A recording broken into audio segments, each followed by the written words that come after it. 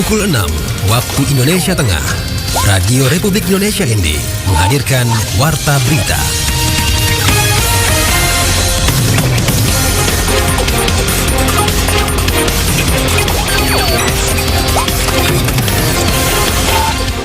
Selamat pagi pendengar, saat ini Anda mengikuti Warta Berita RRI ND untuk penyiaran edisi Senin 18 November 2024 dengan Sari Berita.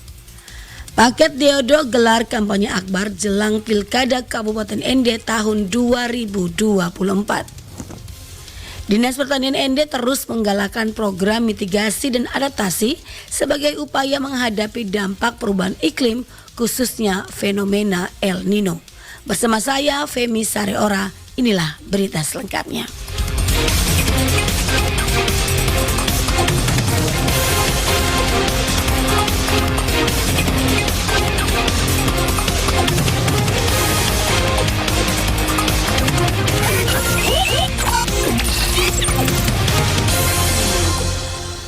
Paket Deodo gelar kampanye akbar jelang Pilkada Kabupaten ND tahun 2024. Laporan Nikolaus Makumeli. Juga yang hal-hal lain, ya. Anak-anak sekolah kita banyak yang pintar-pintar, tapi orang tuanya tidak mampu. Kasih beasiswa untuk anak-anak itu. Paket Deodo gelar kampanye akbar di H-12 pelaksanaan Pilkada tahun 2024. Pada momen kampanye akbar tersebut, beberapa pokok permasalahan menjadi materi utama. Selain penataan birokrasi, kesehatan, dan beasiswa, Paket Deodo juga memandang perlunya dibangun pabrik es serta pabrik pengolahan komoditi di Kabupaten ND untuk menjawab keluhan dan kebutuhan masyarakat yang menjadi perhatian utama Paket Deodo. Hal tersebut disampaikan calon wakil bupati dari Paket Deodo, Dr. Gigi Dominikus Minggu Mere MKes dalam kampanye akbar yang digelar pada Sabtu 16 November 2024 bertempat di lapangan Pancasila ND. Dalam orasi politiknya, Dominikus Minggu Mere di hadapan masa pendukungnya yang memadati lapangan Pancasila ND menuturkan bahwa dirinya bersama Yosep Badeoda akan membawa perubahan ke arah yang lebih baik bagi Kabupaten ND ke depannya. Banyak keluar ya dari desa. Ya, komoditi kita harganya kadang-kadang naik, kadang-kadang turun. Kita siapkan ya kalau perlu pabrik pengolahan kakao, jambu mente, ya, ike dan lain-lain. Juga kita dirikan pabrik es di beberapa tempat yang selama ini dikeluhkan oleh nelayan. Dirinya menambahkan bahwa untuk anak-anak berprestasi yang berasal dari keluarga kurang mampu diberikan beasiswa agar mereka terus melanjutkan pendidikan ke jenjang yang lebih tinggi. Sedangkan untuk tenaga-tenaga sukarela yang bekerja di bidang kesehatan, lanjut calon wakil bupati dari Paket Deodo akan diberikan insentif bagi para tenaga sukarela tersebut. Juga untuk tenaga kesehatan yang kontrak-kontrak sukarela. Ya, Pak Bupati sudah katakan, kalau kita duduk, itu tenaga-tenaga sukarela itu kita kasih insentif. Juga guru-guru yang selama ini belum pernah dikasih dana posda. Ya. Pada kesempatan tersebut, dirinya juga memastikan bahwa Paket Deodo apabila terpilih nantinya dalam semangat tali persaudaraan siap mewujudkan ND baru dari berbagai sektor. RRI ND, Nikolaus Makumeli melaporkan. Fenomena El Nino yang menyebabkan suhu air laut di Samudra Pasifik meningkat di atas normal memicu kekeringan yang berdampak signifikan pada sektor pertanian dan tanaman pangan.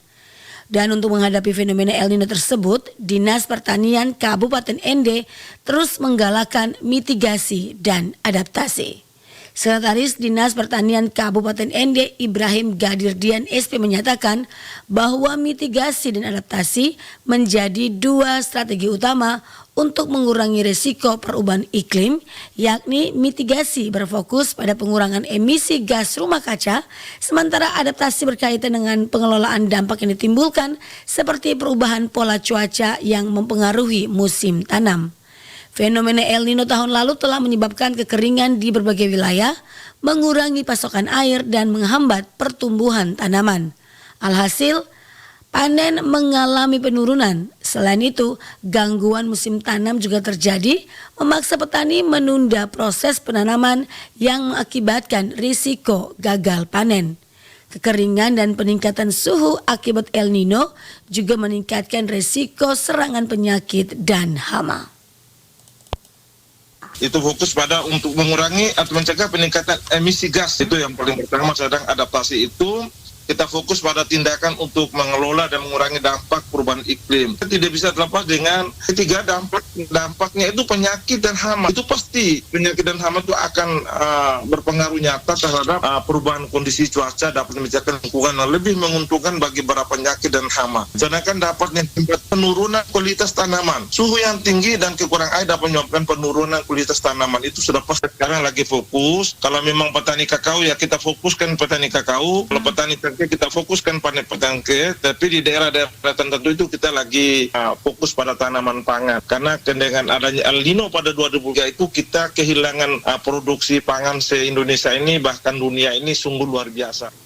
Dinas Pertanian telah mengidentifikasi wilayah-wilayah yang rawan terdampak dan mengklasifikasikannya ke dalam zona merah, kuning, dan hijau. Selain itu, dilakukan percepatan masa tanam di awal musim hujan untuk mengantisipasi kekeringan air. Bantuan pemerintah berupa mesin pompa air dan alat pertanian lainnya juga telah didistribusikan untuk mengurangi risiko gagal panen.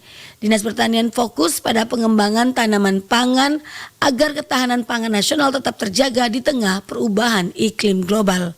Dalam menghadapi perubahan iklim yang ekstrim ini, Gadir menghimbau masyarakat petani untuk aktif berkolaborasi dengan kelompok tani.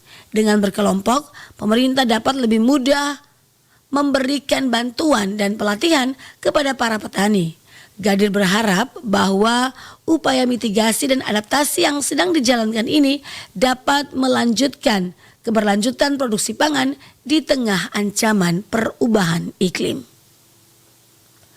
Ketua KPU Kabupaten Manggarai Timur, Jeffrey Guido Bedo, pada Rabu 13 November 2024 menjelaskan terkait surat suara yang rusak dan kekurangan jumlah surat suara ini terdeteksi setelah proses sortir, di mana ditemukan beberapa surat suara yang robek dan beberapa halaman belakang surat suara yang tidak lengkap seperti yang seharusnya memuat tanda tangan Ketua KPPS. Kerusakan dan ketidaksesuaian ini berpotensi mempengaruhi keabsahan surat suara pada saat pemungutan suara. Dikatakan untuk kekurangan surat suara ada 2 jenis pemilihan, yakni gubernur dan wakil gubernur sebanyak 1.222 surat suara, sementara bupati dan wakil bupati kekurangan 787 surat suara. Kekurangan ini bisa mempengaruhi kelancaran pemungutan suara di beberapa TPS, terutama di daerah dengan jumlah pemilih yang besar. Lanjut, Jeffrey menuturkan terkait masalah tersebut, pada tanggal 5 November 2024, KPU Manggarai Timur sudah melakukan koordinasi dengan KPU Provinsi Nusa Tenggara Timur untuk segera menangani kekurangan surat suara dan kerusakan yang terjadi. Dari KPU Provinsi sudah langsung menghubungi penyedianya yang di Pasuruan untuk surat suara ini yang rusak ini untuk dilengkapi lagi. Dan ini dari 22 kabupaten kota kita di NTT ini rata-rata banyak yang begitu. Jadi tidak hanya Manggarai Timur. Ditambahkan, pihak KPU Kabupaten Manggarai Timur berharap agar masalah ini dapat segera diselesaikan untuk memastikan kelancaran proses pilkada. Dengan koordinasi yang baik antara KPU Kabupaten dan KPU Provinsi Nusa Tenggara Timur, diharapkan kekurangan dan kerusakan surat suara dapat segera diatasi sehingga tidak menghambat hak pilih warga pada tanggal 27 November 2024 mendatang.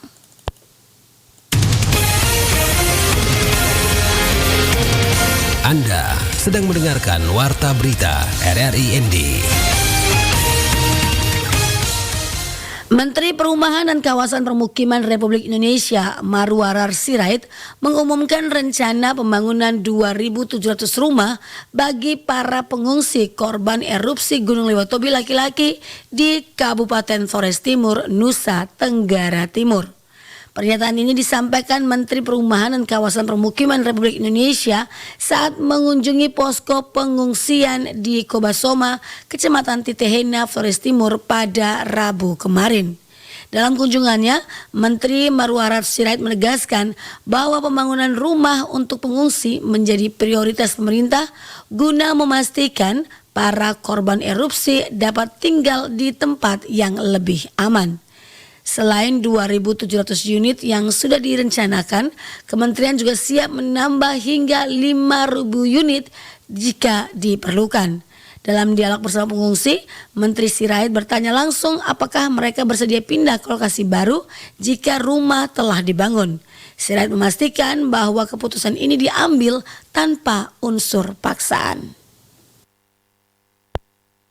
Jangan kita memindahkan ke tempat yang tidak baik. Kita harus memanusiakan manusia. Mereka sudah susah, jangan kasih susah lagi. Kita siapkan 2.700 rumah dan saya sudah pesan untuk rumah-rumah itu supaya segera dipesan 5.000 lagi. Kalau diperlukan kami juga siap. Kami sudah siapkan untuk membangun di sana 2.700 rumah. Tapi kalau diperlukan tambah kami juga siap. Saya tahu sedih rasanya meninggalkan kampung halaman yang sudah kakek nenek tinggal di sana. Kurang lebih 20 tahun lalu ada letusan di gunung yang sama. Betul? Terjadi juga berapa minggu ini, betul? Keamanan Bapak Ibu dan anak-anak penting sekali bagi kami negara. Saya mau tanya dengan jujur. Bapak Ibu, saya mau tanya, apakah Bapak Ibu mau pindah ke sana? Karena jangan sampai kami siapkan rumah 2.700, kami sudah siap bersama jajaran kami dibantu TNI dan Polri dan BNPB. Saya tidak mau paksa. Setelah berdialog, Menteri Sirait bersama rombongan langsung menuju Pululera, Kecamatan Wulanggitang, lokasi yang direncanakan untuk pembangunan hunian baru bagi para pengungsi. Di tempat ini, ia melakukan survei bersama tim guna memastikan kelayakan tempat bagi relokasi warga yang terdampak.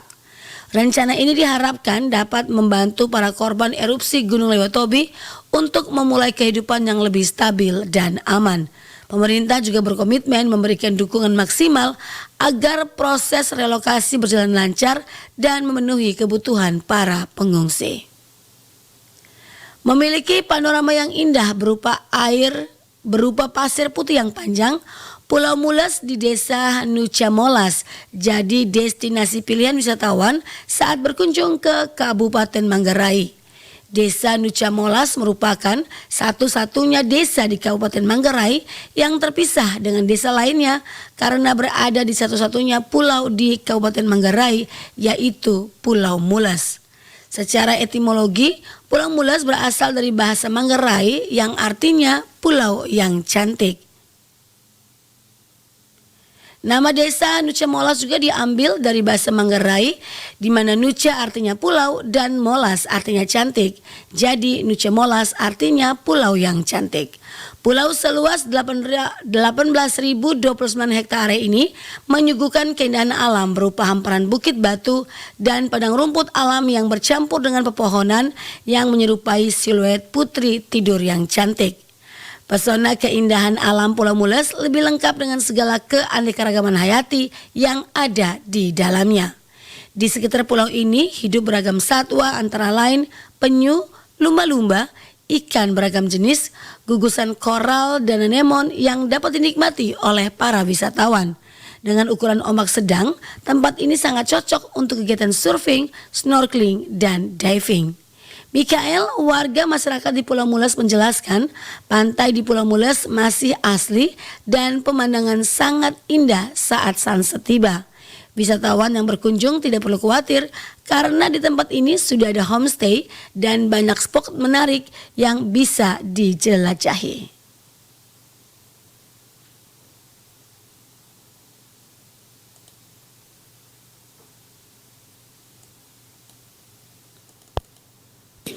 Ini kan destinasi pariwisata. Di sini sudah ada homestay. Habis itu di belakang juga ada posnya. Ada pos. Lumayan lah untuk wisatawan untuk kunjung. Kami ada di situ. Spotnya bagus, view-nya bagus juga untuk sunsetnya. Iya, bisa juga diandalkan. Pulau Mules juga menawarkan panorama indah berupa pantai pasir putih yang panjang indah dan bersih, padang savana, dan perbukitan yang menyejukkan hati. Selain itu, wisatawan dapat menikmati pesona wisata taman laut dan pada musim tertentu terjadinya migrasi zeta-zea. Demikian Warta Berita pagi hari ini. Mewakili kerabat kerja yang bertugas, saya Femi Sadaora mengucapkan terima kasih atas perhatian Anda. Selamat pagi dan sampai jumpa.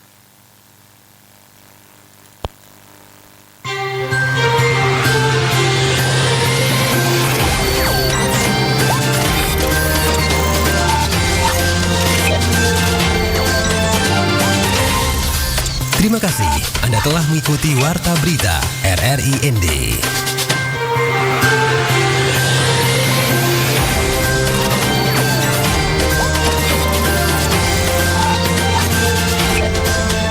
Florata pagi ini.